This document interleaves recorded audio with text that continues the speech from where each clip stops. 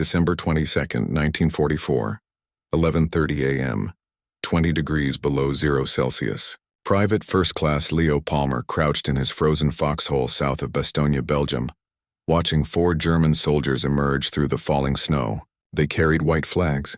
Palmer's hands were so numb he could barely feel his Browning automatic rifle. Ice crystals formed in his nostrils with every breath he took. He'd been in this position for 48 hours straight. No hot food, no winter clothing worth mentioning, no hope of reinforcement coming anytime soon. The German officers walking toward him through the snow wore long wool overcoats and shiny black boots. They looked warm, well-fed, confident. Palmer knew exactly what they wanted. They wanted the Americans to surrender. The senior German officer was Major Wagner of the 47th Panzer Corps. The junior officer, Lieutenant Helmuth Henke of the Panzer Lehr Operations Section, carried a briefcase tucked under his arm. Inside that briefcase was an ultimatum, promising total annihilation if the Americans refused to surrender within 2 hours. The Germans had every reason to expect success. They had the 101st Airborne Division completely surrounded, 5 German divisions pressing against 1 American division. The Americans were outnumbered 5-1. They had no meaningful armor. They were running critically low on ammunition, medical supplies, food. The weather had grounded all Allied aircraft for 6 straight days. No air support, no supply drops, no hope of immediate relief. What the Germans didn't know was that the American commander in Bastogne was a 46-year-old artillery officer named Anthony McAuliffe, who'd never heard of the word surrender. And in the next 17 minutes, McAuliffe would give a one-word reply that would echo through military history. Inspire a surrounded division to keep fighting, confuse and demoralize the German command, and help turn the tide of Hitler's last desperate gamble in Western Europe, the Battle of the Bulge. The Bulge had erupted 6 days earlier on December 16th, when 200,000 German troops and 1,000 tanks smashed through American lines in the Ardennes forest. It was Hitler's final roll of the dice, a massive surprise offensive designed to split the Allied armies, recapture the port of Antwerp, and force the Western Allies to negotiate a separate peace. Hitler had scraped together his last reserves, pulled veteran divisions from the collapsing Eastern Front, collected every operational tank and assault gun he could find. Boys of 16 and men of 50 were pressed into service. This was Germany's last chance to avoid total defeat. The German buildup had been masterful. Units moved only at night under strict radio silence. Horses pulled artillery to avoid engine noise that reconnaissance aircraft might detect. The Wehrmacht concentrated 3 entire armies in the Ardennes, opposite the weakest sector of the American line. They achieved what military professionals call operational surprise, the kind that changes wars. The attack achieved complete tactical surprise. American intelligence had failed to detect the massive German buildup. Ultra-intercepts had dried up because the Germans were maintaining radio silence. Aerial reconnaissance was hampered by miserable weather. Ground patrols reported increased activity, but were dismissed as nervous imagination. The frontline units in the Ardennes were either green divisions getting their first taste of combat, or exhausted divisions sent there to rest. The 106th Infantry Division had been in line for 5 days. The 28th Infantry Division was recuperating from the Hurtgen Forest bloodbath. They weren't prepared for what hit them. The German plan required speed above all else. They had to capture key road junctions before the Allies could react, before the weather cleared and Allied aircraft returned to dominate the battlefield. Bastogne was one of those critical road junctions. 7 major roads converged on this small Belgian market town, control Bastogne, and controlled movement through the southern Ardennes. Without Bastogne, the German offensive would bog down in traffic jams and confusion. With Bastogne, they could drive straight to Antwerp. General Dwight Eisenhower recognized the danger immediately. On December 17th, he ordered the 101st Airborne Division to move from their rest area at Mourmelon-le-Grand near Reims, France, to Bastogne. The division had been recovering from 3 brutal months of combat in Holland during Operation Market Garden. They'd taken heavy casualties. Many of the men were on leave in Paris, enjoying what they thought would be a quiet Christmas. The division commander, Major General Maxwell Taylor, was in Washington attending a staff conference. The assistant division commander, Brigadier General Gerald Higgins, was in England. That left Brigadier General Anthony McAuliffe, the division artillery commander, in temporary command. McAuliffe wasn't supposed to be commanding an airborne division in the biggest battle of the Western Front. He was an artilleryman, 1918. West Point graduate who'd spent most of his career around howitzers and fire direction centers. Born in Washington, D.C. on July 2, 1898, McAuliffe had attended West Virginia University before entering West Point in 1917. His class underwent an accelerated program due to World War I, graduating in November 1918 just as that war ended. For 25 years, McAuliffe had served in various artillery positions, a competent but unremarkable officer slowly climbing the ranks. World War II changed everything. He'd jumped into Normandy with the 101st on D-Day, breaking his back during a practice jump in May but still going into combat on June 6th. When Brigadier General Don Pratt was killed during the glider landings, McAuliffe was promoted to Assistant Division Commander. He'd proven himself under fire in Normandy and again in Holland during Market Garden, and now through circumstances beyond anyone's control. The defense of Bastogne, and perhaps the outcome of the entire German offensive, rested on his shoulders. The 101st started arriving in Bastogne late on December 18th after a brutal 107-mile truck ride through freezing rain and snow. The journey itself was a nightmare. Men packed into open trucks with no room to sit, standing for hours in the freezing darkness. Some trucks broke down and had to be abandoned. Others skidded off icy roads. Men jumped from moving vehicles to relieve themselves, then ran to catch up. They passed retreating American units heading the opposite direction. Defeated troops warning them to turn back, that the Germans had tigers and panthers, entire divisions. The paratroopers ignored them and pressed on. They came without proper winter clothing. The division had been resting, refitting, expecting to spend Christmas in camp. Many men lacked overcoats, winter boots, or gloves. They wore summer uniforms with field jackets, jump boots that would freeze solid, thin gloves that offered no protection against frostbite. Some wrapped their feet in burlap sacks. Others stuffed newspapers inside their jackets for insulation. They'd been told this would be a short deployment, a few days at most. They'd stop the Germans, hand over to relieving units, and return to camp. No one expected to be surrounded. No one expected to be under siege. No one expected what was about to happen. By December 20th, German forces had cut all roads leading into Bastogne.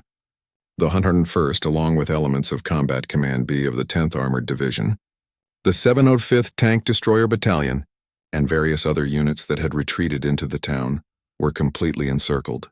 About 14,000 American troops trapped in a town that before the war had 8,000 inhabitants. Outside the perimeter, 5 German divisions pressed in: the 2nd Panzer Division, Panzer Lehr Division, 26th Volksgrenadier Division, and elements of 2 other divisions. The Germans had tanks, artillery, ammunition, supplies, and time. The Americans had determination. The first major loss that shook the defenders came on December 19th, when Lieutenant Colonel James Laprade was killed by German artillery at Noville. Laprade commanded the 1st Battalion, 506th Parachute Infantry Regiment. He'd installed his headquarters in a building in Noville, a small village north of Bastogne. A German 88mm shell crashed through the building. Laprade was killed instantly by the explosion. Major William Desabry, who was with him, was severely wounded, losing an eye. The sudden death of a battalion commander sent shockwaves through the regiment. If a lieutenant colonel could die that quickly, that easily, what chance did privates and corporals have? The second devastating blow came when most of the division medical company was captured. The medics had set up an aid station in what they thought was a secure area. They were treating wounded from the previous day's fighting when German forces suddenly appeared. The Germans had infiltrated through a gap in the American perimeter during the night. Within minutes, the aid station was overrun. Over 100 medical personnel captured, including crucial surgical staff. Dozens of wounded Americans taken prisoner. Medical supplies, ambulances, surgical equipment all lost. From that point on, the wounded in Bastogne would receive only the most basic medical care. The losses mounted daily. Each death, each capture, each wounded soldier who couldn't be properly treated added to the desperation. Company commanders who started with 150 men were down to 60 or 70. Platoons that should have 40 men had 15 or 20. Squad leaders commanded 3 or 4 soldiers instead of 12. The defenders knew they were on their own. No relief was coming soon. The weather prevented any air support or supply drops. German artillery pounded the town day and night. The Nebelwerfer rockets, what the Americans called screaming mimes, came in salvos of 6, their distinctive howl terrifying soldiers and civilians alike. 80 shells punched through buildings like they were made of paper. 150mm howitzers turned entire blocks into rubble. The medieval buildings offered little protection. Stone walls that had stood for centuries were blown apart by high explosive shells. The Cathedral of St. Peter took multiple direct hits but somehow remained standing. The town square became a moonscape of craters and debris. Civilians huddled in cellars as their homes collapsed above them. Some cellars held 50 or 60 people. Men, women, children, babies, all pressed together in the darkness listening to the thunder above, wondering if the next shell would bury them alive. The cold was as much an enemy as the Germans. Temperatures dropped to minus 28 degrees Celsius on the worst nights. Rifle bolts froze solid. Machine gun mechanisms had to be worked constantly to prevent freezing. Morphine syrettes had to be thawed in medics' mouths before injection.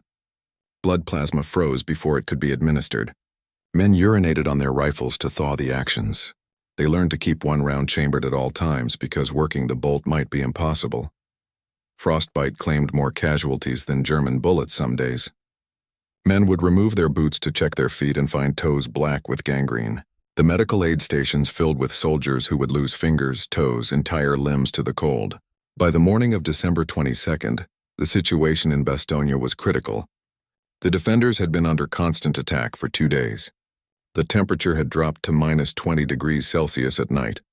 Wounded men were dying from exposure as much as from their injuries. Frostbite cases overwhelmed the few remaining medics. Men's feet swelled so badly from the cold that they had to cut their boots open to prevent gangrene. The American artillery was running dangerously low on ammunition. Some batteries were down to 10 rounds per gun. Infantry units reported they had enough small arms ammunition for one more serious fight, maybe 2 if they were careful. Food supplies were critically low. Most units were on 1/3 rations. Hot food was a memory. Men survived on cold K rations and melted snow. Medical supplies were almost gone. Morphine was rationed. Surgeons operated without anesthetic. Bandages were washed and reused. The wounded lay on church pews and classroom floors because there were no more stretchers. McAuliffe knew all of this. He visited the frontline units every day, driving through artillery barrages in his jeep, walking the perimeter, checking positions, talking to the men. He saw the exhaustion in their faces, the hunger, the cold, the fear. He saw 18-year-old privates with feet so swollen from frostbite they could barely walk. He saw sergeants who hadn't slept in 4 days still directing their men, still fighting. He saw lieutenants 22, 23 years old commanding companies because all the captains were dead or wounded. He saw all of this and he knew they couldn't hold much longer without relief. That was the situation when the 4 Germans approached Palmer's position at 11:30 on December 22nd. Palmer didn't know what to do. Enemy soldiers approaching under a white flag. That wasn't in the training manual. Staff Sergeant Carl Dickinson, who'd been manning a position nearby, took charge. He called the Germans over. Lieutenant Henke, who spoke perfect English, explained they had a written message for the American commander. They would consent to being blindfolded. In fact, they'd brought their own blindfolds. White cloth strips that looked like they'd been torn from bedsheets. Private First Class Ernest Premetz, a medic who spoke German, joined Dickinson. Together they blindfolded the 2 German officers and led them on a circuitous route through the American positions to the F Company command post. The Germans couldn't see where they were going, but they could hear. They heard American voices, tired but determined. They heard weapons being cleaned and loaded. They heard sergeants giving orders. They didn't hear panic. They didn't hear defeat. The message was passed up the chain of command. First Sergeant Constantine Pappas informed Captain James Adams that the Germans had a written message. Lieutenant William Hertzke was on the phone reading it to the battalion command post in Marvy. From battalion, it went to the 327th Regimental Headquarters. Colonel Joseph Harper, the regimental commander, was out inspecting positions. Major Alvin Jones, the regimental operations officer, took the message and drove to division headquarters. It reached McAuliffe at 11:45. He was in the headquarters basement in the Heinz barracks, a cold, damp stone room that smelled of mildew and cigarette smoke. Maps covered the walls marked with red and blue symbols showing enemy and friendly positions. Radio operators hunched over their sets, trying to maintain communication with the scattered units. Staff officers worked at wooden tables lit by kerosene lanterns because the electricity had been cut 2 days earlier. Lieutenant Colonel Ned Moore, the acting chief of staff, entered McAuliffe's sleeping quarters and woke him. "The Germans have sent some people forward to take our surrender," Moore said. McAuliffe, still groggy from sleep, sat up. "Surrender? Oh, nuts." Moore handed him the German message. It was typed on 2 sheets, one in English, one in German. The diacritical marks on the German copy had been entered by hand, suggesting it was typed on an English typewriter. The English version read, "To the USA commander of the encircled town of Bastogne. The fortune of war is changing. This time the USA forces in and near Bastogne have been encircled by strong German armored units. More German armored units have crossed the river near Orthouville, have taken Marche and reached St. Hubert by passing through Ypres, Cibrey, Tilley. Libremont is in German hands. There is only one possibility to save the encircled USA troops from total annihilation. That is the honorable surrender of the encircled town. In order to think it over, a term of 2 hours will be granted beginning with the presentation of this note. If this proposal should be rejected, 1 German artillery corps and 6 heavy AA battalions are ready to annihilate the USA troops in and near Bastogne. The order for firing will be given immediately after this 2 hours term. All the serious civilian losses caused by this artillery fire would not correspond with the well-known American humanity." The German commander, McAuliffe, read the message, crumpled it into a ball, threw it in a wastebasket, and muttered again, "Aw, nuts." Then he walked out to visit some units on the western perimeter to congratulate them for eliminating a German roadblock earlier that morning. As far as he was concerned, the German demand didn't deserve a response. The Germans were taking one hell of a beating and they wanted the Americans to surrender. It was absurd, but the Germans were waiting for an answer. They'd come under a flag of truce with a formal written demand. Military protocol required some kind of response. When McAuliffe returned to headquarters an hour later, his staff was discussing what to say.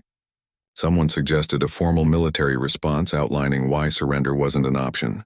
Someone else suggested explaining the tactical situation, that Patton's 4th Armored Division was approaching from the south. Lieutenant Colonel Harry Kinnard, the division operations officer, had a different idea. Inside, in the presence of his staff, McAuliffe wondered aloud. "Well, I don't know what to tell them," Kinnard said. "What you said initially would be hard to beat." McAuliffe looked confused. "What do you mean?" "Sir, you said nuts." All members of the staff enthusiastically agreed. McAuliffe grabbed a piece of paper and wrote, "To the German commander, nuts." The American commander, he handed it to a clerk. "Have it typed up." The typed response was given to Colonel Joseph Harper, commander of the 327th Glider Infantry Regiment. Harper would deliver it personally to the German officers who were still waiting blindfolded in the woods, adjacent to F Company's command post. Harper took Private First Class Primetz with him as an interpreter. When they reached the German officers, Harper handed the message to the blindfolded Major Wagner. Putting it directly in his hand, Henke asked if the reply was written or verbal. Harper said it was written. Henke asked about the contents of the message. If it was affirmative, they were authorized to negotiate further.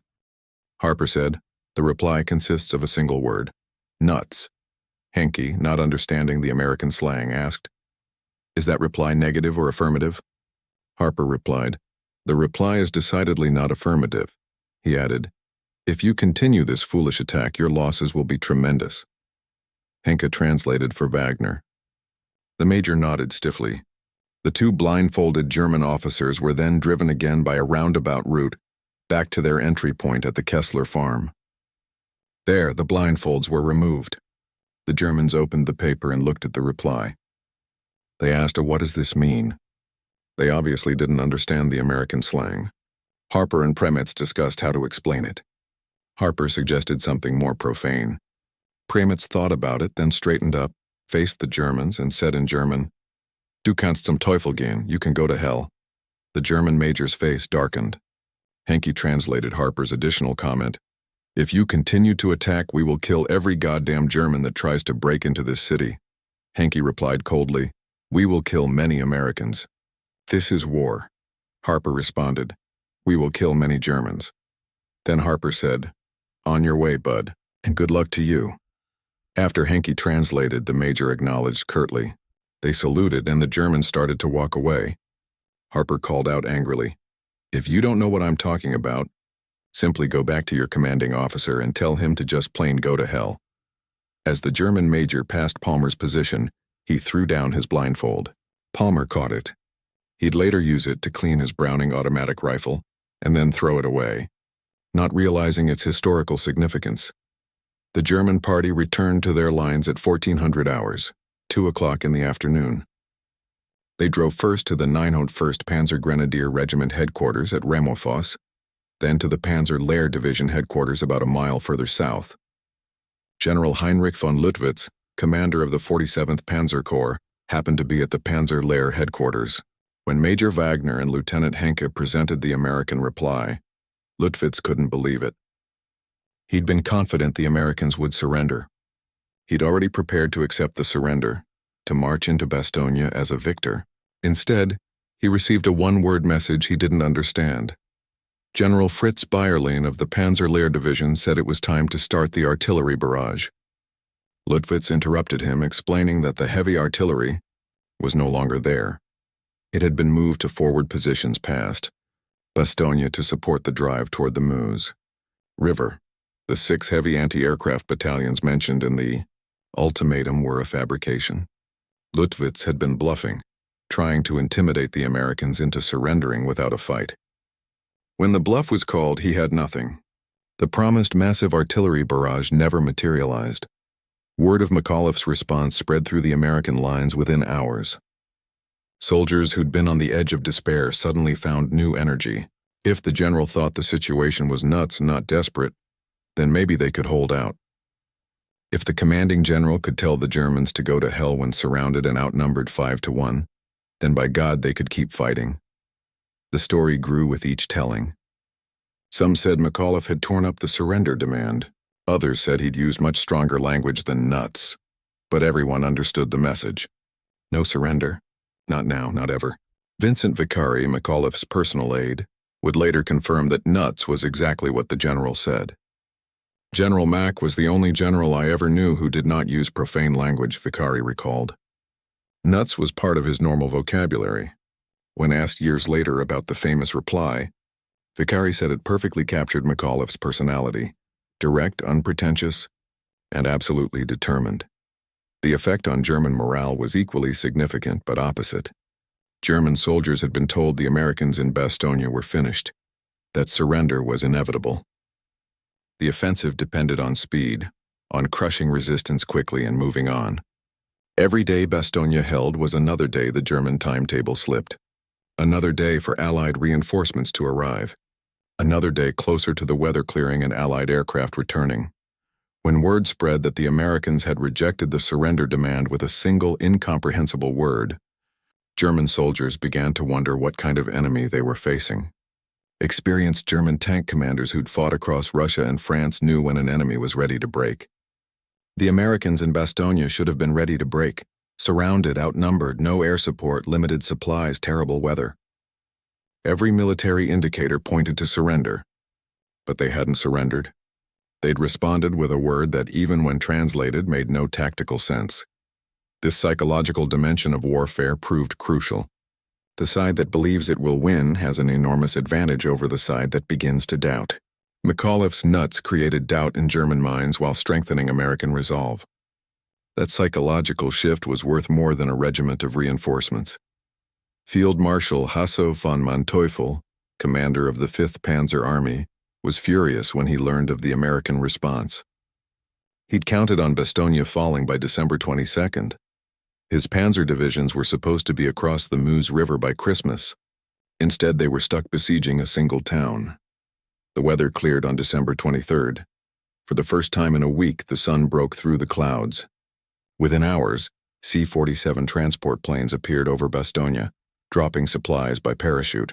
Medical supplies, ammunition, food, winter clothing floated down into the American perimeter. 241 planes dropped 144 tons of supplies, not enough to solve all problems, but enough to keep fighting. More importantly, the clear weather meant Allied fighter bombers could return. Fall-47 Thunderbolts roared over German positions, dropping bombs, firing rockets, strafing anything that moved. On Christmas Eve, McAuliffe issued a message to his troops.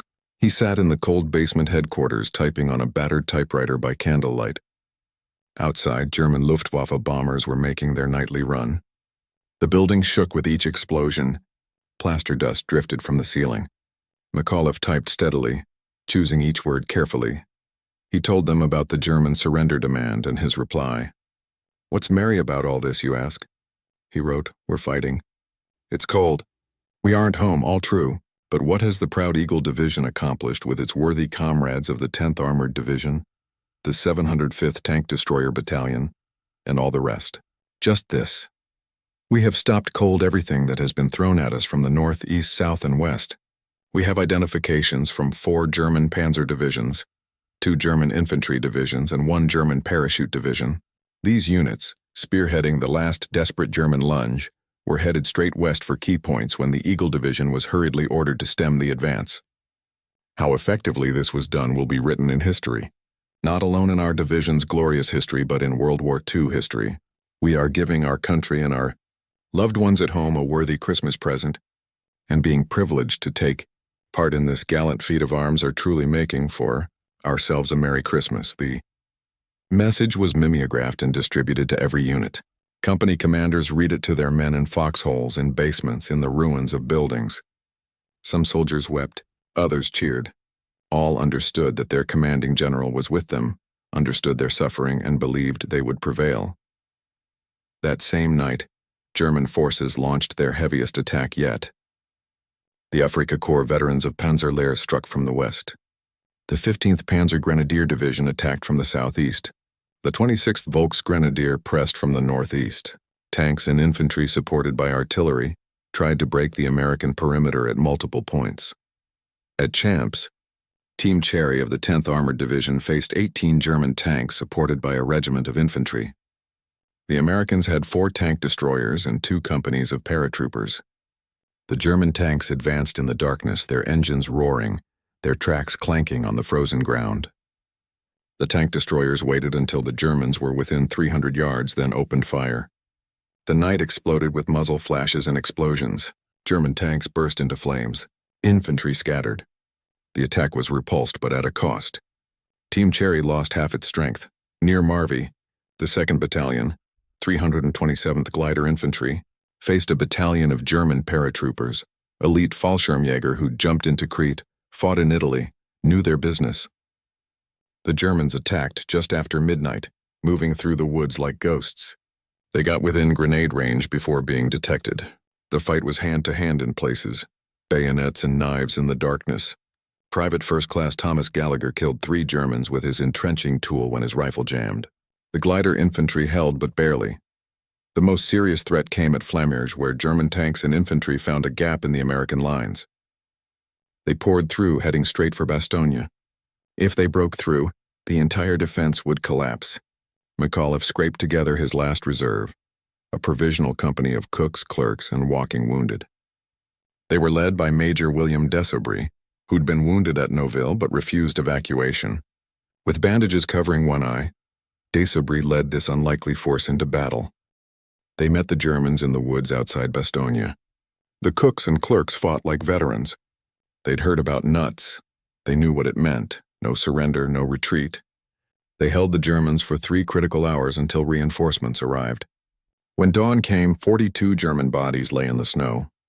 The provisional company had lost 18 men, but they'd saved Bastogne.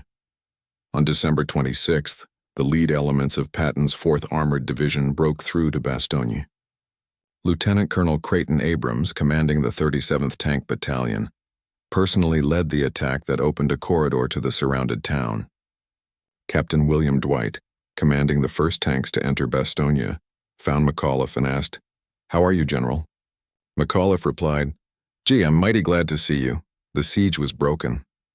Bastogne had held. General George Patton arrived soon after and on December 30th awarded McAuliffe the Distinguished Service Cross. But McAuliffe's modesty was evident. He insisted the real heroes were the paratroopers and soldiers who held the perimeter, the medics who treated wounded without supplies, the artillerymen who made every shell count. His response meant nothing without their willingness to keep fighting. The story of nuts immediately captured American imagination. War correspondents flooded into Bastogne. Newspapers across America ran headlines about the nuts reply. Radio broadcasters told and retold the story. Editorial writers praised McAuliffe's defiance as quintessentially American. Within days, McAuliffe went from unknown brigadier general to national hero. Mail poured in from across the country. Mothers wrote thanking him for inspiring their sons. School children sent drawings. One company offered to send 10,000 pounds of nuts to Bastogne, but the influence extended far beyond military circles. During the Korean War, when American forces were surrounded at the Chosin Reservoir, Marines would joke about giving the Chinese the Bastogne treatment. During Vietnam, besieged fire bases would reference McAuliffe when refusing enemy surrender demands. The word had become international shorthand for defiance against overwhelming odds. McAuliffe was promoted to Major General on January 3, 1945, and given command of the 103rd Infantry Division. He led them through the final battles in Germany. After the war, he commanded the 7th Army, then United States Army Europe. He retired in 1956 as a full general, but for the rest of his life, wherever he went, he was the nuts general. The town of Bastogne never forgot. The main square was renamed Place General McAuliffe. A monument was erected with the story of nuts inscribed in multiple languages. Every December, the town holds ceremonies commemorating the siege. The Sherman tank that stands in the square bears battle damage from the fighting, a permanent reminder of those desperate days. Lieutenant Colonel Harry Kinnard, who suggested using nuts as the official response, would go on to pioneer the use of helicopters in combat during Vietnam, commanding the 1st Air Cavalry Division. He always said his greatest contribution to military history was recognizing that McAuliffe's instinctive response was perfect. Colonel Joseph Harper, who delivered the message, stayed in the Army and eventually commanded the United States Army Infantry School. Private First Class Ernest Primetz returned home and became a marine biologist. But every December 22nd, he remembered standing in the snow, telling German officers they could go to hell. The veterans of Bastogne formed the Association of the Battered Bastards of Bastogne, taking pride in the nickname German propaganda had given them as an insult. They held reunions every year, growing older, fewer, but never forgetting. Staff Sergeant Joseph Rogan of the 502nd Parachute Infantry Regiment was checking his men's positions when word spread about McAuliffe's response. His men were exhausted, freezing, almost out of ammunition. He thought they were finished. Then he heard about nuts. It was like someone turned on a light in a dark room, he said later.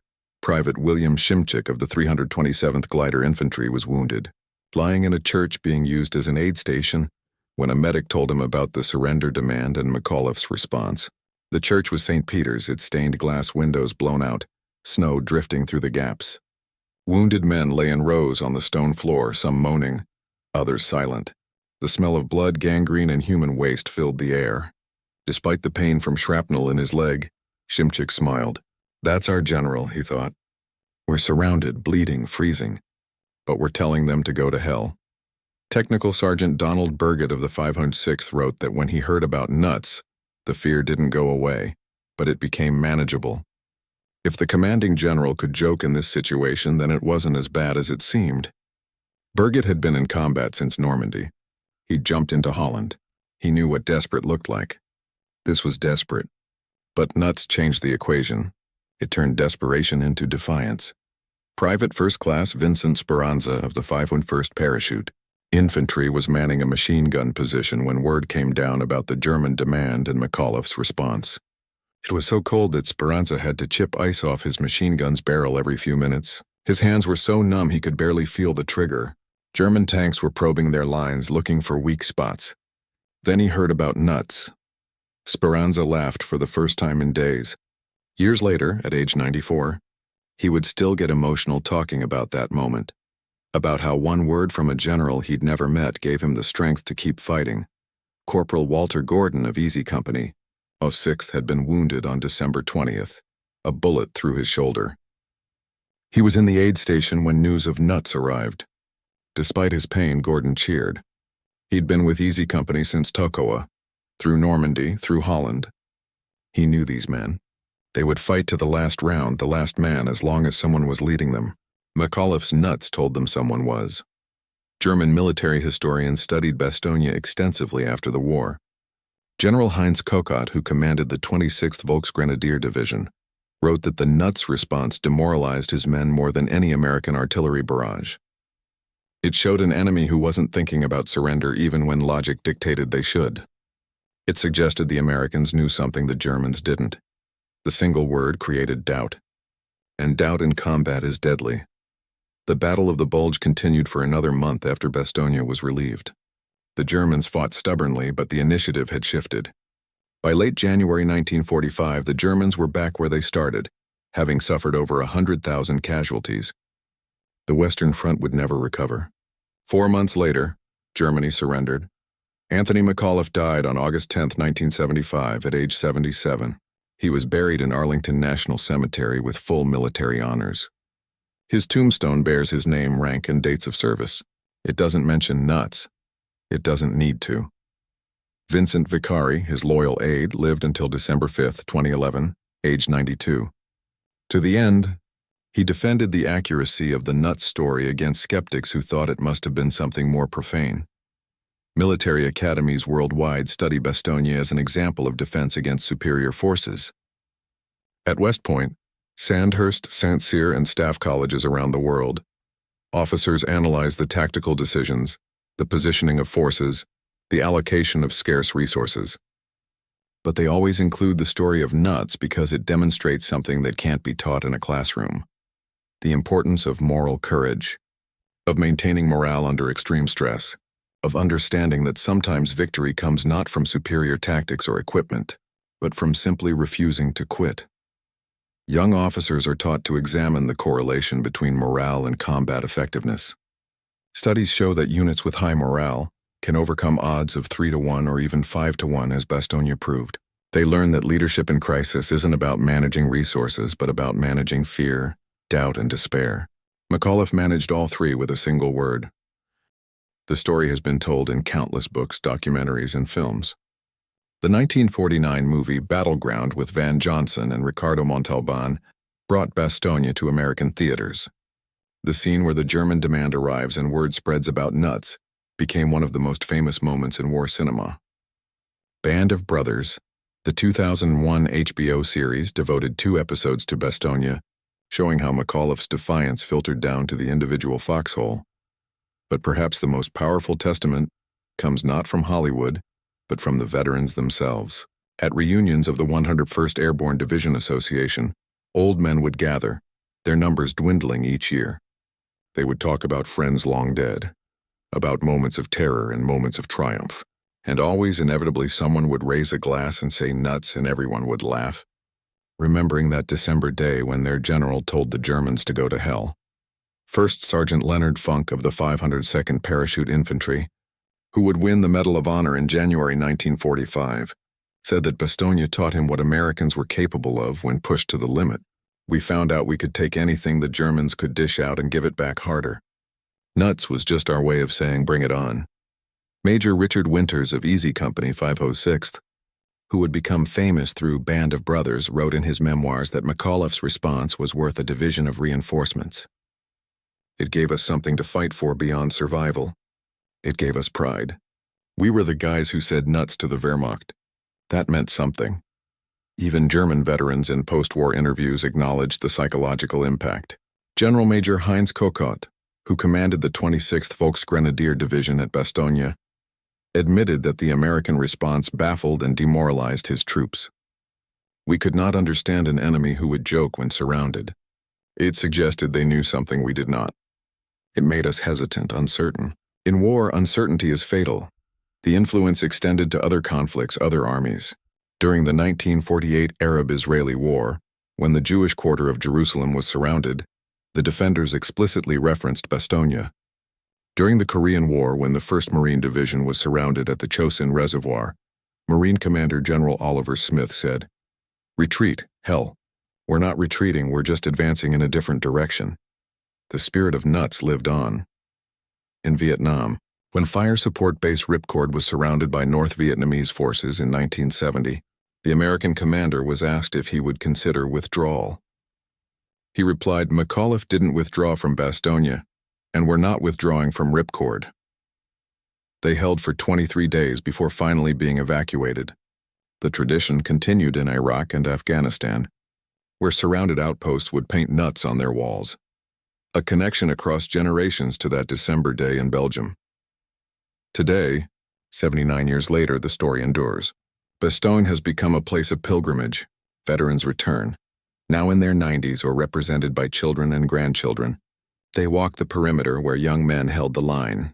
They stand in the square where McAuliffe's statue looks out over the town he saved. They visit the War Museum where McAuliffe's uniform is displayed along with the typewriter that produced the famous message. The Bastogne War Museum, opened in 2014 for the 70th anniversary, uses modern technology to recreate the siege. Visitors experience the cold, hear the artillery, feel the desperation, but the climactic moment is always the same. The German surrender demand and McAuliffe's response. Nuts. Visitors from around the world, speaking dozens of languages, all understand that moment. It transcends language, culture, time. It speaks to something fundamental in the human spirit, the refusal to surrender when surrender seems logical. Belgian citizens haven't forgotten either. Every December, they hold ceremonies honoring the American defenders. School children learn about the siege, about McAuliffe, about nuts. They tend the graves at Henri Chapelle American Cemetery where many of the defenders are buried. They ensure that the sacrifice is remembered, the story told. The tactical lessons of Bastogne are taught at military academies, interior lines, economy of force, combined arms defense. But the deeper lesson is about human nature. When people believe in their cause, when they trust their leaders, when they refuse to accept defeat, they can achieve the impossible. McAuliffe understood this. His nuts wasn't bravado, it was recognition that his soldiers would rather die fighting than live surrendering.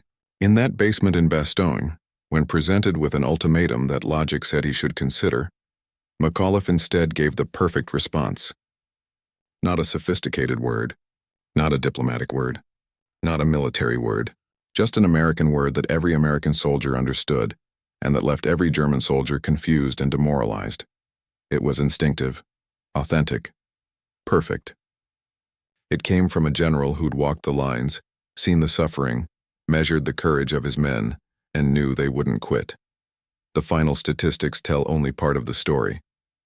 The 101st Airborne Division's casualties from December 19, 1944 to January 6, 1945 were 341 killed, 191 wounded, and 516 missing.